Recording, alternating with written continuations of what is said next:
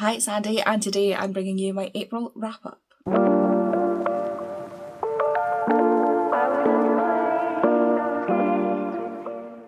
In the month of April, I managed to read and finish 10 books. I did DNF 2 books, and overall, I had a really good month.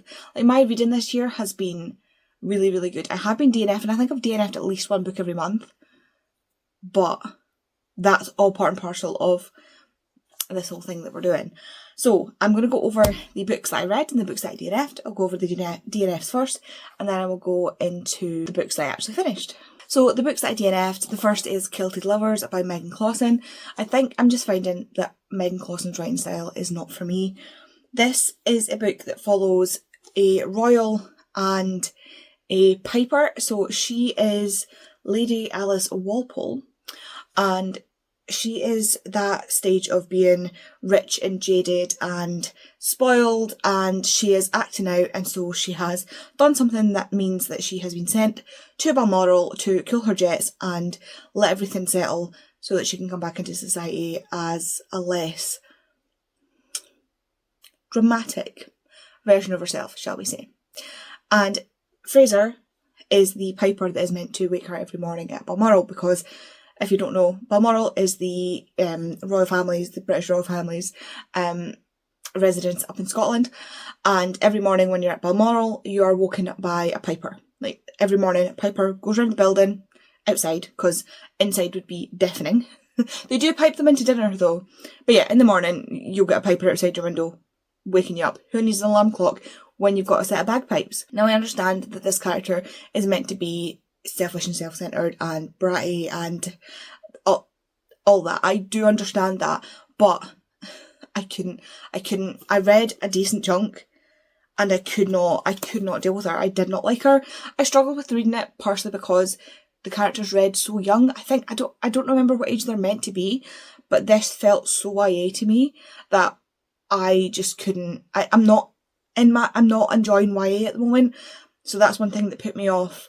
And the other is I just don't seem to get along with the writing style of Megan Clausen. This is the thing that confuses me. I loved Falling Hard for the Royal Guard. It was so funny. And the other 2 books, to me, just haven't been funny. The characters have just been whiny. And I don't like that. If you do like that, if you like, what's the one about the royals in America, or just generally like dramatic, whiny characters, I would definitely recommend this. It just doesn't seem to hit for me. And next is Pirates by Celia Rees. Celia Rees, again, is an author that I've read from before and really enjoyed her previous books. I do also have another book of hers to read.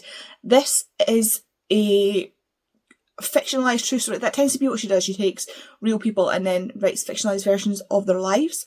And this is about 2 female pirates, Nancy Kington and Minerva Sharp. And they are real, like I say, real people in history, and they were real pirate queens or pirates. But I just couldn't get into the writing style. Again, me and writing styles are a bit funny sometimes. This has a writing style where it's a sort of train of thought style writing style. So what you're doing is you're following her as things are happening. So you follow her as she walks through the house, as she goes down the street, as she goes to the wharf, as she sees this person. Oh, I know that person. This is how I know that person. And it's like, it reminds me so much, the way I describe it kind of reminds me of that clip from Gilmore Girls, which, by the way, I've never seen Gilmore Girls, I've just seen this clip where someone's talking about the fact that the mum, is Lorelai the mum? The mum, anyway, probably has ADHD because she's like, this is what it's like inside my brain. This, that, I need to do this, I need to do that, monkey, underpads, like, and this is what it's like. Like, you're just following this train of thought, and I just don't follow that writing style very well. So it's nothing to do with the book, it's purely to do with the fact that I cannot concentrate on that writing style. I get so bored, like my mind starts wandering and I just can't lock in. Just to let you know as well, while I'm here, I have started selling on Depop. I'll put my Depop shop, try saying that 5 times fast, down in the description for you. So anything I unhaul, I usually put up, or I will now be putting up, I keep hitting my tripod with books, I'm sorry. Anything that I unhaul now will be going onto my Depop shop. I already have 20-ish books on there as of recording this, and I do plan to take more photos today to get more up. So I will link that down below. I don't know what price to sell books at, so I'm just throwing them on for random prices based on the age range, the quality of signed, unsigned, things like that. But if you want to like offer something else, like lower price, I really just want them out of the house. And since I no longer have a job, I would quite like to have like money coming in the meantime. Okay, so now on to the books that I finished this month. The 10 books that I finished this month. And do you know what? I had a really, really good reading month. So the first thing I picked up was City of Bones by Cassandra Clare, and I also read City of Ashes by Cassandra Clare. This is books 1 and 2. Boo, I almost dropped them. Books 1 and 2 in the Shadowhunter Chronicles, the Mortal Instrument series. Apologies. When you see me say in vlogs that my hands are not working, it's things like this. I mean, that just totally, my hand just stopped gripping, like it just let go. Yeah, and luckily one of them stuck to my sweaty mitts. Anywho, I swear I treat my other books better than that. That was just pure accident. And you know what? These are quite sturdy. Anywho, I read the first and second books in the Mortal Instrument series, which is the first series in the Shadowhunter Chronicles. I am rereading all of the Shadowhunter Chronicles for the last book of Fairy coming out in November. And this is my starting point. I did not get all the way through City of Glass, so that will be on next month's wrap-up. So this series follows Clary as she discovers that the world is not quite what she expected. So she goes to a club one night in New York and sees this boy being murdered by 3 other teenagers. And it turns out the boy is actually a demon and the 3 other teenagers are Shadowhunters. And they are Isabel, Jace and Alec. And they live at the New York Institute, and they were on patrol to hunt demons and keep the peace in the shadow world. I'm so sorry, these are so reflective. So Clary discovers that she is not quite as normal as she thought, because she can see things that she should not be able to see. I think everybody by now knows what the Shadowhunter Chronicles are about, and this is the start of that. This is really just introducing you to the world and introducing you to the concept of the Shadowhunters, the demons, the angels, the Dimworlders. You know, we've got warlocks, vampires, werewolves, demons, angels. Although the angels, they're in heaven, but they exist. So the Shadowhunters are Nephilim. So Nephilim traditionally are the offspring of angels and man. But in this, the first Shadowhunter, Jonathan Shadowhunter, hence how they got their name, summoned the angel Raziel and asked for the ability to help rid the world of demons. And so Raziel mixed his blood into the Mortal Cup, which he then gave to Jonathan Shadowhunter, and anybody who drank from the Mortal Cup then became a Shadowhunter. So they have angel blood in them, but they're not in the sense of like nobody had a baby with an angel. You know what I mean? So they are angel-powered, superhuman type beings, and they use marks. As you can see on Jace here, marks to utilise these angelic abilities. This is a quintessential YA from like the 2000s, and I think that's the last time I read them because my memory has been awful. Next, I read Unbound by Peyton Corinne. This is the 3rd book in the series. There will be 4, and the 4th one comes out later this year. But this one follows Bennett and Paloma. Bennett we meet in the previous books as he is one of the hockey players.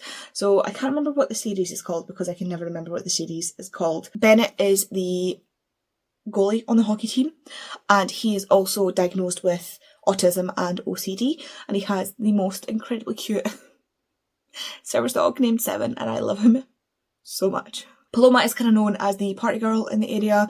She is well known to sleep her way across the college campus of sports guys, but in this book we see that they always keep coming back together.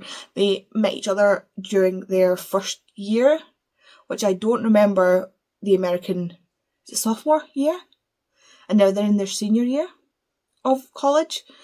And so they met when Paloma was in a totally different place, and something happens that causes her to become who she is that we know in the other books.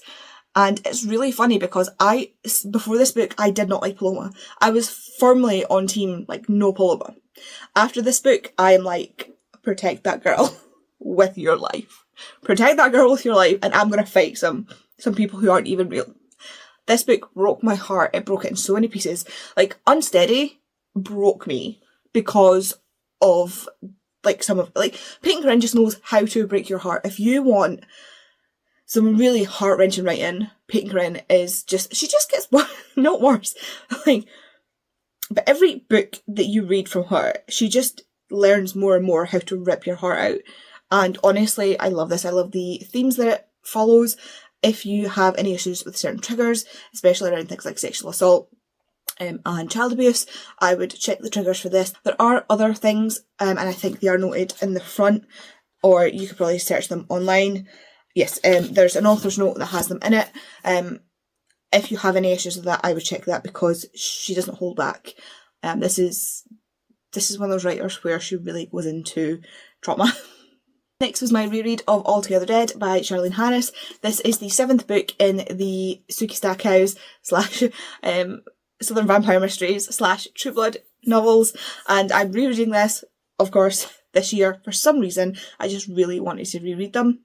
I think because Alexander Skarsgård was Murderbot, and seeing Alexander Skarsgård as Murderbot reminded me of Alexander Skarsgård as Eric, and then I wanted to reread these books because they're just such a good time. I love these books so much.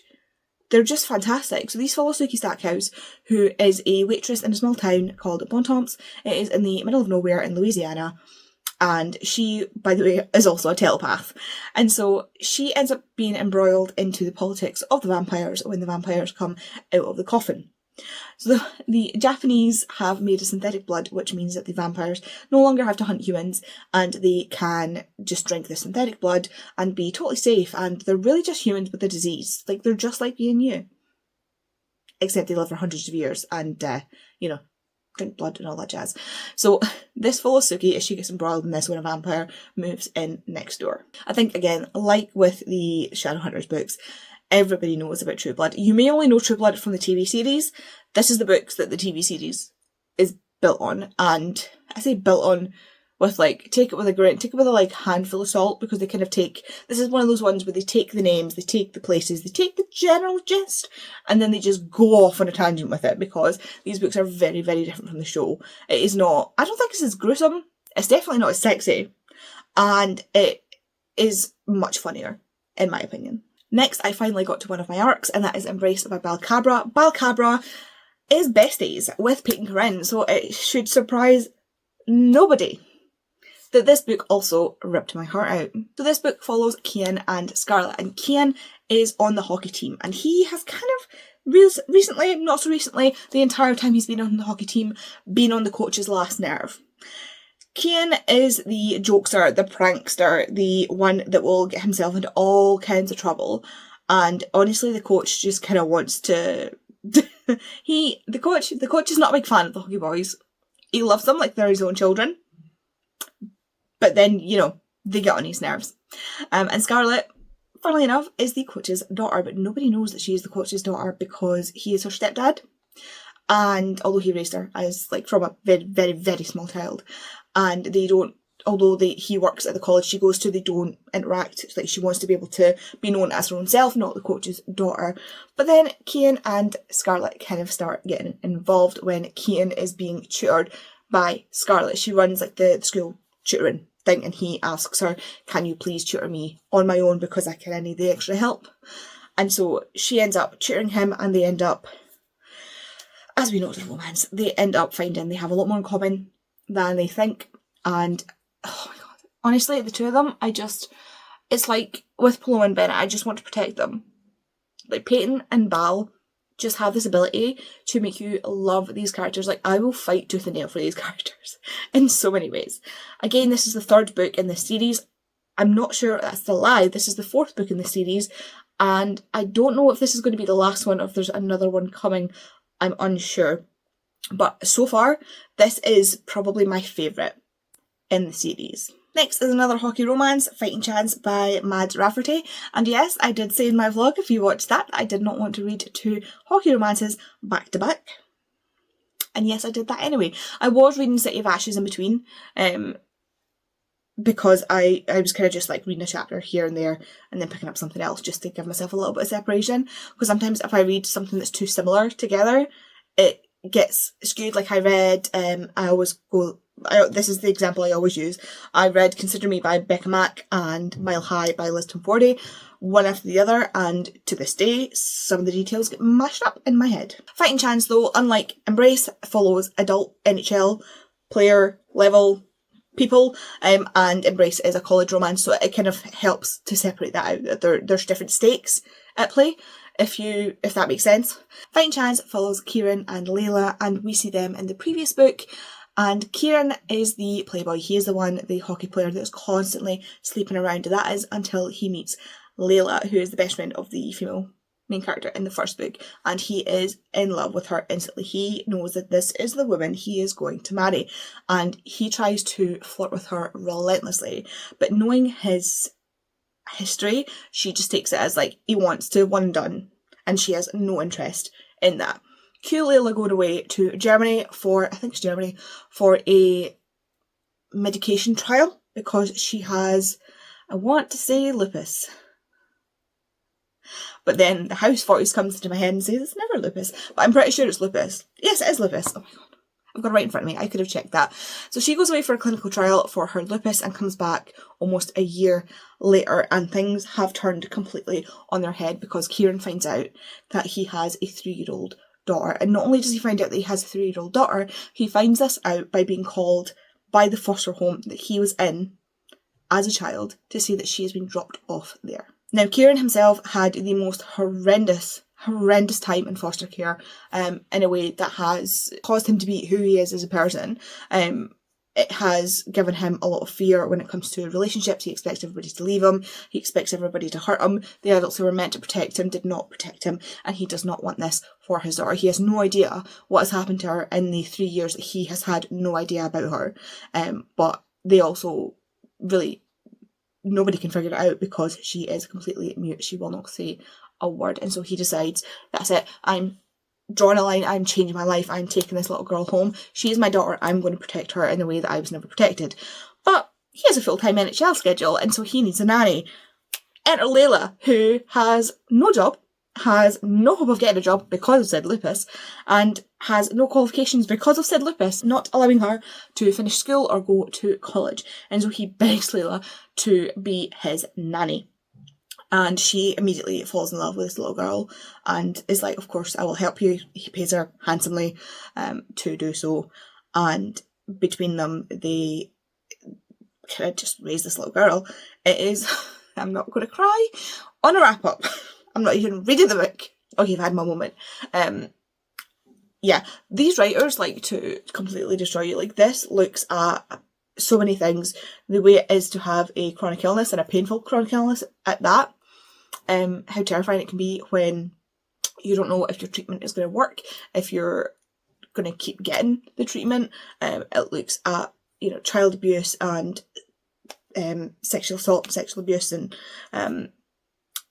so many different things, drug addiction. This book just absolutely, like, if you thought the other ones, like, if I thought Pinkerton and Balcabra were going to have me crying, like, yes, they had me crying, but this one, oh my god, I was bawling, like, the whole way through it, just bawling, because I love these people so much, and the relationship that Kieran has with his friend, who is in the previous book, and his family, because his family kind of, like, took him in after he aged out of foster care. I will never not read one of this series. Next up is The Kiss Countdown by Eddie Easton, and this was a much happier read, shall we say.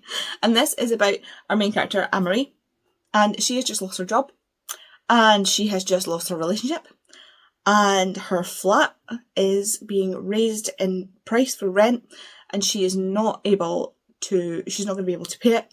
She's going to struggle. She can't let her parents know because her mum is ill, and she just really is in a bit of a pickle, shall we say. When she goes to meet her friend in a coffee shop, she bumps into our main male character, Vincent. I was going to call him Roger, but Roger's his surname. She bumps into Vincent quite literally and ends up pouring his coffee all over him.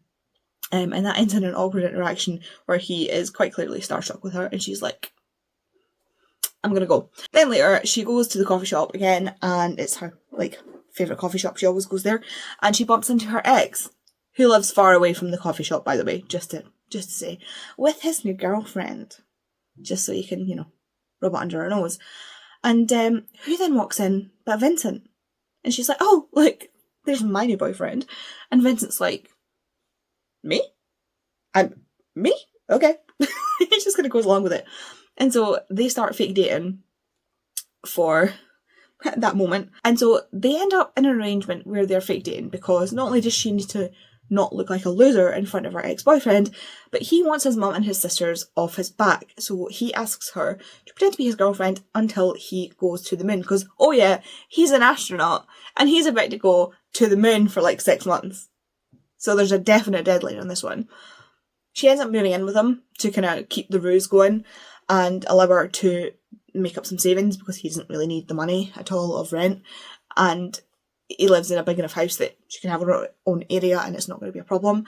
But these two, honestly, I love these two so much. I love this story so much. I fell in love. Like, so much happens in such a small amount of book. This book could be 50 pages, 100 pages longer, and I would have loved it.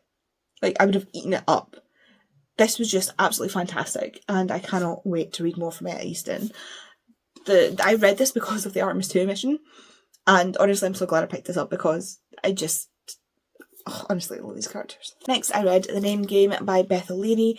This follows Charlie Jones, and they are both arriving on armour to be the new manager of the farm shop. Except only one of them is really meant to be there, and they need to figure out why both of them are there and battle it out to see who can get to keep the job. They decide to job share for a little while, and then by the end of it, they'll see who gets to keep the job. But there's obviously more going on here. And that's all I'm going to say, because this is one where you need to go through the process of reading the book. This, I did not see where this was going. Beth O'Leary does this to me. I think I know what's happening. Or I think I have like an idea. And then something happens and I'm like, all right, I was wrong. It's this. And then it's like something changes and I'm like, oh no, okay, now it's this. I love Beth O'Leary's writing. She really, really keeps me on my toes and I can never ever work out what's going on. And these two, the fact that they're trying to like get the other person to give up while also trying to do a good job, it's just really funny. Next was my most surprising read of the month, and that is The Summer of Broken Rules by K.L. Walther. I have almost unhauled this book so many times. I've put it on so many TBRs and just not gotten to it. I've started it and not gotten to it. I did put it off for a while because this follows Meredith, who has recently lost her sister, and they're very young, like teenager level young, going to college, and I had just at one point when I picked this up, I just lost a friend to cancer at 30 years old, and so I was like, maybe not reading books about people who are dealing with grief. And then more recently, my gran died. Again, not really looking for a book where people are dealing with grief. So I ended up picking this up finally, thinking it was going to be one of those books that I picked up, started reading, DNF'd. That's not what happened. I loved this book. Like I say, it is about Meredith, and she goes to this island, Martha's Vineyard. Did not know it was an island. I really thought it was just like a holiday destination vineyard. Who knew? Probably most other people. But every year her family have gone to Martha's Vineyard, to the farm, and they're quite a competitive family. And it's not just like, we're not talking just like her, her sister, or mum and dad. We are talking, our grandparents live on the island. They have this massive like thing of land with loads of different houses and cabins and stuff like that on it. So we've got like Meredith's family, like her immediate family. We've got aunties, uncles, cousins, like the whole family. It's like a big family reunion every single year. And every single year they play this game called Assassin. So what that is they're all given a slip of paper with someone's name on it. So someone who's playing. And you have to like squirt them with a water gun to get them out. And then they give you their person, and you then have to hunt their person, and whoever is left standing at the end of it wins. And it's not like a Hunger Games, get into the arena and everybody go. It is across the entirety of the holiday. Like, it used to be her sister's favourite game, and her sister won at least the last 3 years. Like, her sister had a record to keep. And this year, they're back at the vineyard. They have skipped a year because of the death of her sister. But this year, her cousin is getting married, and in sort of, what's the word? To honour Meredith's sister, who was like the cousin's best friend. Like, they looked like each other, like creepily like each other, the cousin and the sister. Because they were best friends and she wanted to honour her. They want to have a game of Assassin. It's not to interrupt we're not interrupting any wedding stuff, but throughout the week that they're there, she wants to play a game of Assassin. And so it sounds a lot more sinister. Like, I'm sure there's a horror book or thriller book that has a similar premise, but it's like terrifying. Like an actual horror version of like, you go for a wedding and people are getting taken out in this creepy house. If you know what it is, tell me below. Anyway, Meredith has never been very good at Assassin. She tends to hide and try and avoid people until like as far along as she can. But this year she is determined to win for her sister. And so she teams up with not only her friends, her cousins that are around her age range that she's always been like besties with, but also the brother of the groom, or the stepbrother of the groom, who is our love interest. At first, he seems like the kind of guy that she's not really going to get on with, but they agree to work together, and he'll help her point out who his side of the family are. Like, if she's like, who's this person, he'll be like, that's that person. And she'll do the same for him. And they'll help each other because she really wants to win for her sister. This really does look at grief and continuing on while still grieving. Like, not moving on necessarily, but also moving on. But continuing when you feel like your grief is almost burying you, like coming out from under that. Starting to be able to look more at happy memories with someone that you've lost. Yeah, it deals really, really well with grief and the different kinds of grief because, like I say, like, it's a big family thing. It's not just Meredith that's missing her sister. It's her parents, it's her grandparents, it's her cousins, her aunties, her uncles. Like, they all miss her sister and they all have different relationships with her. So, yeah, this is such a beautiful story. I love the characters. This is one of the ones where it's YA, but it's YA done in the way that I enjoy, apparently. This gave me, I said this in my vlog as well, this gave me what I wanted from The Summer I Turned Pretty. Again, read The Summer I Turned Pretty, read about when my friend died. Should not have read that at that time. If you know, you know. I did not know, because I did not know anything about The Summer I Turned Pretty, except that it was written by the same person that wrote P.S. I Still Love You, to All the Boys I Loved Before. That's the first book. That series, the Jenny Han, it was Jenny Han. So yes, this gave me what I wanted from that book. But that book to me was a little more childish. They were younger. The characters were younger, which is why it was more childish. That's not a way, I'm not saying that as like it's a bad thing. Just the characters were younger and so it read younger. Whereas with this, she was about to go to college. So they are that little bit older, etc. Oh, and Meredith has just been broken up with by her ex, who, by the way, douche canoe. Total douche canoe. And finally, what might have actually been my favourite book of the month is Beast of Little Land by Joo-Hae Kim. This book, I did not expect this book to be what it was. I thought we were going to follow like one guy. I genuinely thought it was going to be a man from like this point to this point. This covers 50 years of Korean history, mostly while they are occupied by Japan. So I think it starts 1917, so like mid World War One, and goes in chunks to the 60s. So we see them through to the sort of communist era, and it follows multiple different characters. It's one of those ones that I can't even think of anything that is like, I know I've read a book similar to this in style, but I can't remember what it is. But we follow several different people in several different places. We follow a girl who's sold, she's our kind of, I see her as our main character, who is sold to a concubine house, which is basically a brothel, but like a very high-class brothel, at 10 years old. And then throughout the years, how her life develops through that. We follow a boy who is basically a street urchin who befriends this girl when she comes to live in, I think it's Seoul. I can't remember. I think it might be Seoul, but I'm probably wrong, but in one of the cities in Korea. This is when Korea is still one country. We also follow a Japanese officer. We also see another Japanese officer, but very sparingly. We follow the older concubine that takes her in. We follow Korean men who are in different positions of power throughout, so like businessmen, and then we see someone who is part of the resistance. So we see like various different people in various different positions in this conflict of just life in Korea at this time. And this book was absolutely spectacular. The way it dotted about between these different characters to give you different perspectives while moving the story along was absolutely perfect. There were so many ways I was like, I know this is going to connect somehow.